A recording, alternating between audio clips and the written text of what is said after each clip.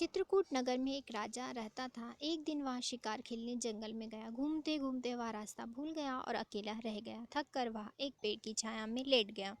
थोड़ी देर बाद उसे एक ऋषि कन्या दिखाई दी। उसे देखकर राजा उस पर मोहित हो गया। कुछ देर के बाद ऋषि स्वयं वहां आ गए। ऋषि ने पूछा, तुम यहाँ कैसे आए हो? राजा ने कहा, मैं शिकार खेलने आया हूँ।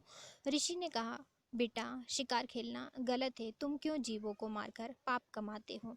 राजा पर ऋषि की इस बात का बहुत गहरा असर हुआ। तब राजा ने ऋषि से वादा किया कि वह कभी शिकार नहीं खेलेगा।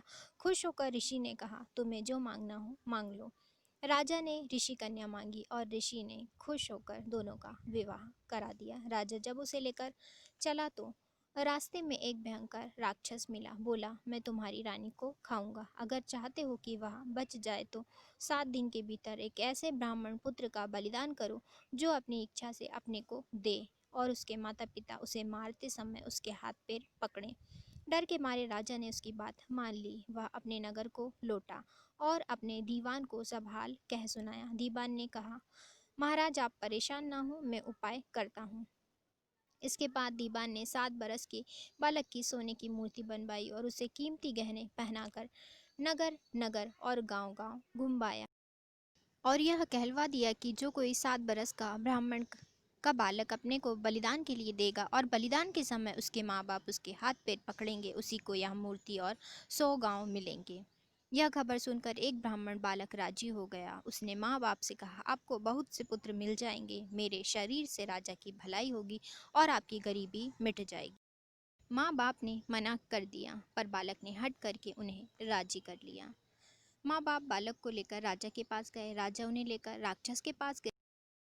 राक्षस के सामने माँ बाप ने बालक के हाथ पैर पकड़े और राजा उसे तलवार से मारने को हुआ। उसी समय बालक बड़े जोर से हंस पड़ा। इतना कहकर बेताल बोला, हे राजन, यह बताओ कि वह बालक क्यों हंसा? राजा ने फौरन उत्तर दिया, इसलिए कि डर के समय हर आदमी रक्षा के लिए अपने माँ बाप को पुकारता है। माता पिता ना हो तो पीड़ितों की मदद राजा करता है। राजा ना कर सके तो आदमी देवता को याद करता है। पर यहाँ तो कोई भी बालक के साथ ना था।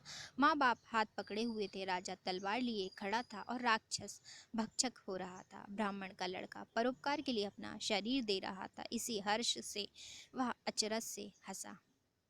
इतना सुनकर बेताल अंतर ध्यान हो गया और राजा लौटकर फिर उसे ले आया। रास्ते में बेताल ने फिर कहानी शुरू कर दी।